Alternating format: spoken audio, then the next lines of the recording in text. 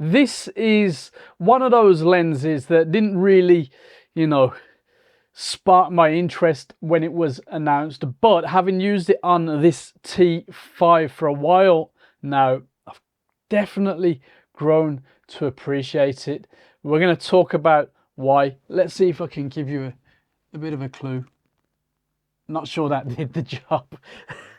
Anyway, let's just crack on. Well, there she is then on the T5. We've got a full frame equivalent of 45mm, 50.7 angle of view, 9 diaphragm blades, 11 elements in 9 groups. Now, as you'll know and have come to expect, decent clicked aperturing ranging from 2.8 to 22. Then when you push the button in slightly, you can get to the A mode. Not too bad. It's one of the lightest aperture rings I've tried from Fujifilm, but nonetheless it's still decent. Manual focus ring, not that I'm too interested in it with this, although for macro purposes it's generally the way forward. It's nice, it's absolutely fine.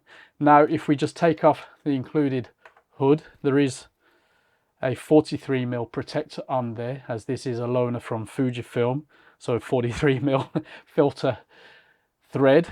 Decent, absolutely decent. Now you'll see that it does say macro, as does the title, as you know, and basically you're getting a 10cm closest focusing, a 1x magnification. Now once you've got the hood on, 10cm is actually just inside the hood, so if you want to get that close, you've got to take the hood off, and then you get a few problems. I do prefer a longer macro lens, but it makes it extra flexible. I don't mind at all. It's weather resistant too, so you can get out and about with it if you like messing about in crazy weather, as we're getting here in the UK still at the moment. It only weighs 195. I find it a funny looking thing on the T5. It's it's a long sort of style. It's a bit awkward. It's not my favorite looker, but it's absolutely fine. Let's get some samples on the go, because that's what really counts.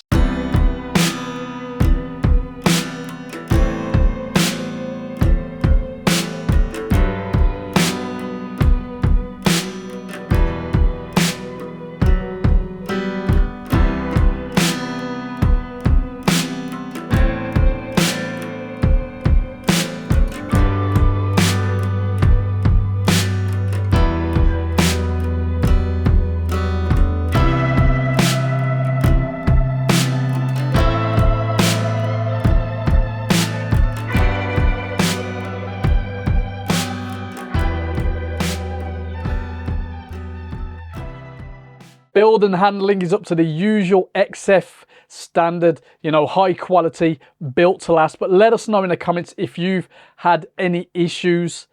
It is a funny shape, and to make the most of the macro, you do have to remove this hood. But on a practical level, it is very easy to work with.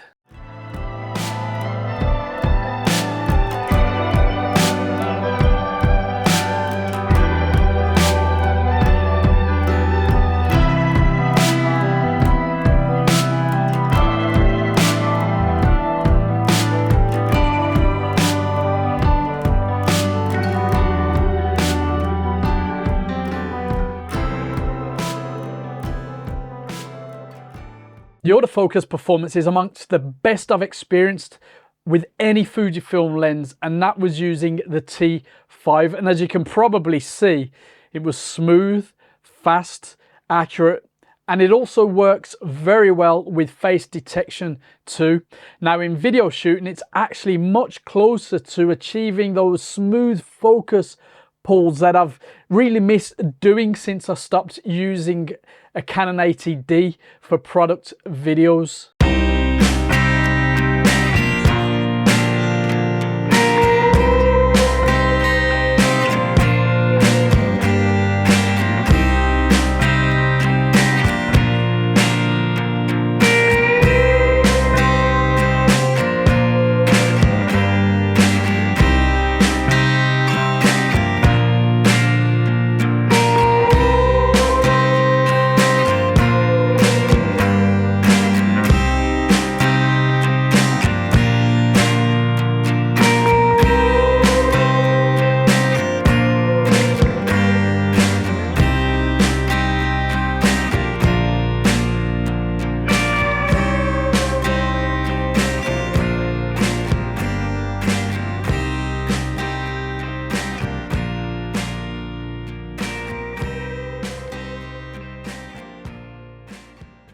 Sharpness across the frame is very good, right up to f16 in fact. Now I'd say f5.6 is your very best starting point if you want to be super critical, but wide open f2.8 is more than good enough at standard focal lengths.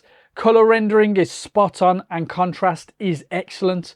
Chromatic aberration is almost non-existent, and distortion is not noticeable, and vignetting is minimal, and that's wide open. Flaring is well handled, and bokeh, it's fairly smooth, quite usable. You let me know what you think from the samples and from your own experience. All in all, very good to arguably excellent image quality performance.